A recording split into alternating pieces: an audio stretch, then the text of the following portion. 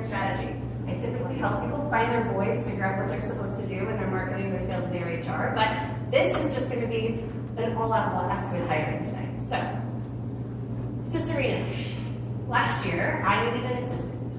And I needed an assistant, and I've had many assistants, but I've never found the perfect assistant. So we decided we were going to write down everything humanly possible to find that person. So we wrote everything that had to do with our core values. We were like, okay, how are they going to dream bigger? How are they going to embrace quirky? How will they build inspiration for us? How can they tell it like it is? We wanted to know, how can they fit everything we already stood for? Because if I wasn't going to be able to tell it like it is to them, they would never be able to tell me like it is when it's time for them to do that. So we wanted to find the perfect person. So we listed everything. You can't actually list everything, because you can't post that online or HR is going to be mad at you. And if you don't have HR, you'll be mad at you because then a legal thing will happen, and that's fine. So we listed anything and everything we could possibly think about, to the point that we were like, maybe we could even find a mom. We can't post that in a job ad, but it would be really nice. So we were like, one of our new core values is hashtag manifest that shit. So we were like, well, let's just write everything we want and hope that that actually shows up and be really clear, because when you're not clear, what happens? All the bad things. All the things you don't want to show up when you're very clear about it. So we listed anything and everything. We were like, what's the littlest thing that they have to do to the biggest thing that they have to do? And how can we make sure that that person has the personality to fit perfectly? Then we wrote down what the fun looks like at Cicerina. Because most of the time job descriptions look like, here's all of the things you have to do. And you should actually be people because you can actually do all of those things. Job descriptions, you've read them, you've probably applied to them at some point, you've probably written many of them. And typically it's, we would like you to do these 60 million things. Can you do all of these things? And you try to find someone who will say yes to all of them, when you really need to hire 3 people, but you only have $15 an hour to do it? No? That's just me. So instead we decided, let's talk about the fun of working for Cicerina. Let's talk about all the great things we can offer you so that you're not going, oh, well, I don't think that that's a good fit for me. If you read it, you're like, oh, I like playing Cards Against Humanity. That sounds fun. Then you probably want to hang out with us. If you don't like certain cards in Cards Against Humanity, you probably won't want to hang out with us. So we don't want you to be offended by us and hate it. Does no one play Cards Against Humanity? I might start asking for your favorite card, and then we'll get into a whole bunch of this. So we wrote what the fun looks like, because a job description as a job ad is not very interesting to the person reading it. And then we took the application questions we've been using for 8 years, and we put them in the job description. We put it on our website, and it says specifically, do not send us a resume or we will snicker behind your back. Guess how many resumes out of 60 applications we got? 59. 45. Yeah, 15 people actually filled out the application questions. There are 4 questions. They are simple questions, and you can answer them any way you want to, as you saw from Jamie's video. First question, how do you fit the job? I want you to look at the job description and tell me how you actually fit that job. How do you fit Cicerina? Which means you actually have to learn about my company. You have to know something about us in order to apply. What do you bring to the office by? Check out our Instagram. It's really not that hard to figure it out.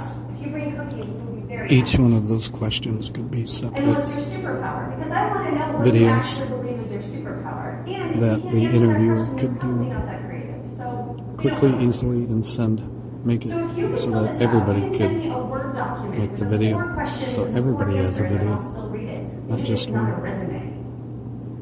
Because I want to hit my head against a wall for the amount of resumes I've read in my lifetime, and I'm not old enough to be able to do that.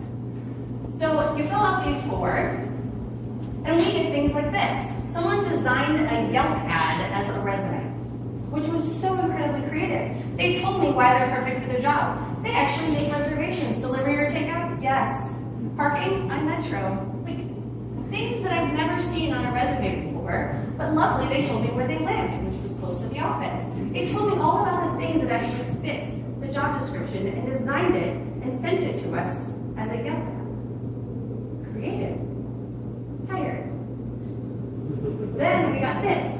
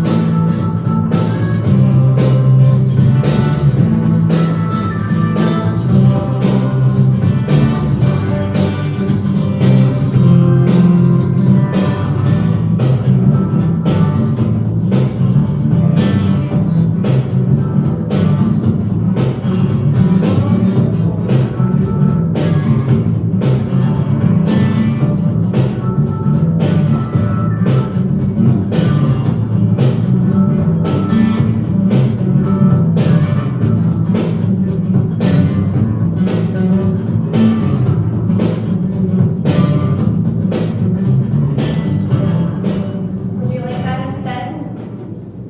He told me everything I needed to know about him. Before we even met each other, I actually really wanted to meet him. And he showed up to his interview in that suit. I was like, really? How did you do that?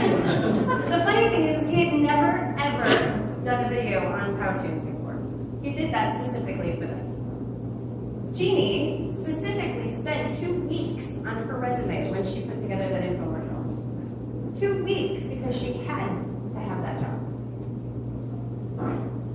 During the process, we decided let's go completely crazy and do some really different things during the entire process because we're a branding company. If we can't do this, nobody else is going to. So when they came into the office, they interviewed with 2 of my staff members. They never saw me. They just got to hang out with my staff members. And so as they're hanging out with the crew, we asked them a question, do you know how to process a map? Does anyone in the room know what a process map is? Raise your hand. A few people. Most people, if you ask them a question like that, will say, sure, no problem. What's a process map? And we'll start Googling it. Because most people don't use words like that. Well, a process map is how you detail out an exact process for something and how it has to work. A lot of developers do this because you have to fill in all the blanks and make sure that someone knows exactly what your code needs to look like.